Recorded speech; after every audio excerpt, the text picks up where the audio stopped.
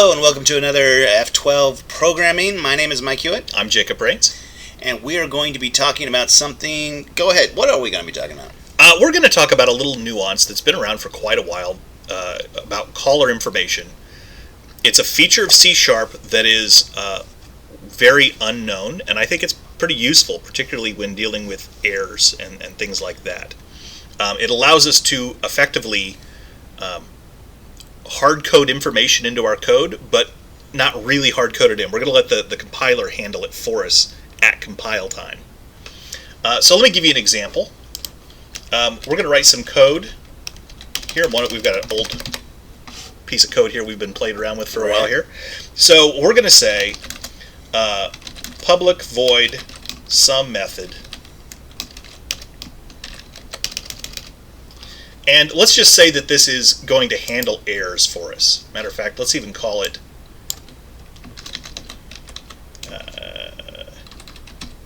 handle error, just to have something there real fast.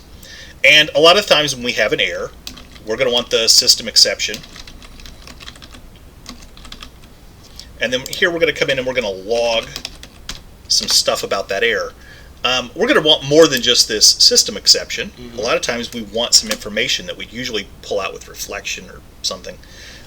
We might want things like, for example, we might want the name of the method that caused the error, right? Okay. And we're probably going to want maybe the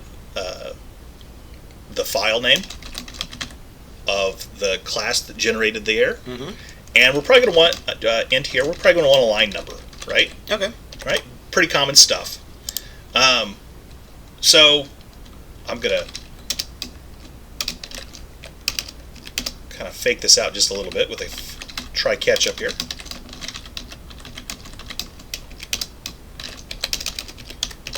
So I'm here and I want to handle my error.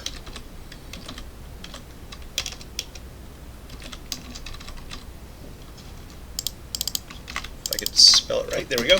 Handle error. We're going to pass in that EX, and we could hard code some values in here because we know all these values at this point. I know the file name. I know what method I'm in. I know what line number I'm on. I could put 22 in here. But that's a pain, and I don't want to have to do that. So what we're going to do is we're going to use this neat little feature here. So I'm going to say, down here in my method, see if I can remember the syntax for this. We're going to say caller member name, string method name, and we have to have this set equal to a default. Yeah, no red squigglies. I'm doing good. So what this means is when the compiler sees this, it says, hey, anytime there's a place in code that calls out this method, like right here, we're going to go ahead and force these values in. So let's go ahead and finish these. Let's write a few more here. So this one is, going off memory here, it's the caller file path.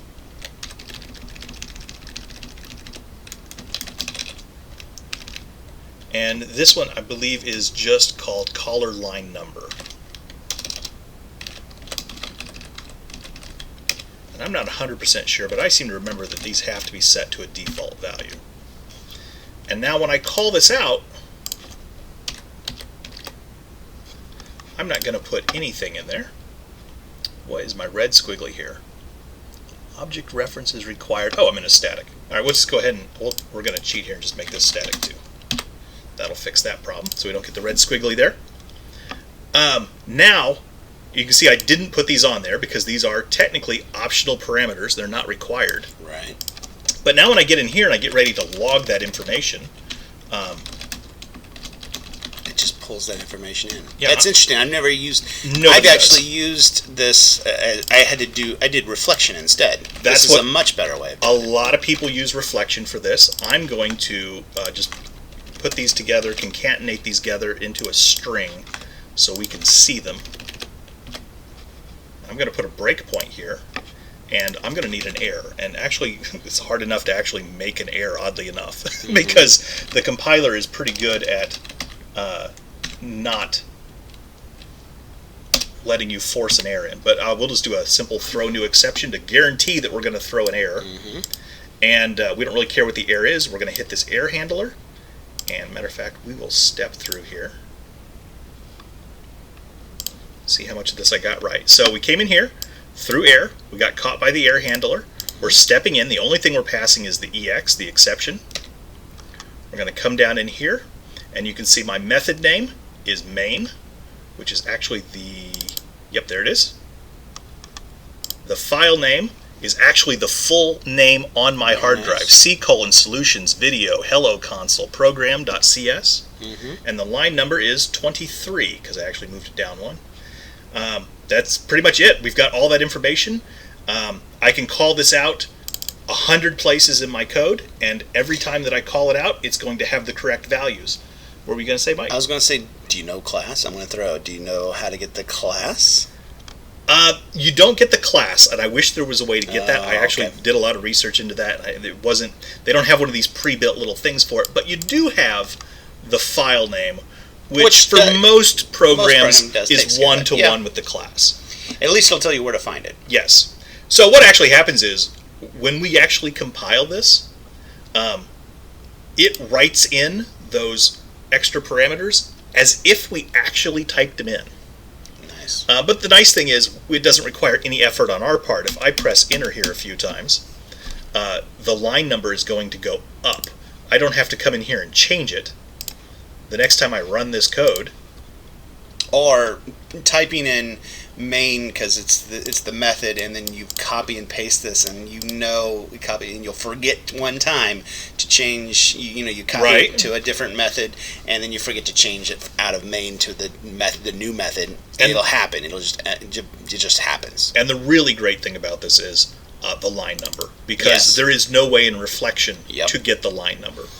Yep. All right, well, I think that covers it. Yeah, that definitely covers it. I like this, and I'm going to be using this a lot. So. This is a stump Mike. If I can come up with something that Mike doesn't know, I feel really good. Very interesting. That's what I'm looking for. Awesome. Thank you for watching that video from F12 Programming.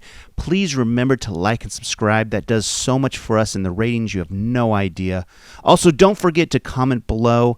I hope you enjoyed, and good luck coding.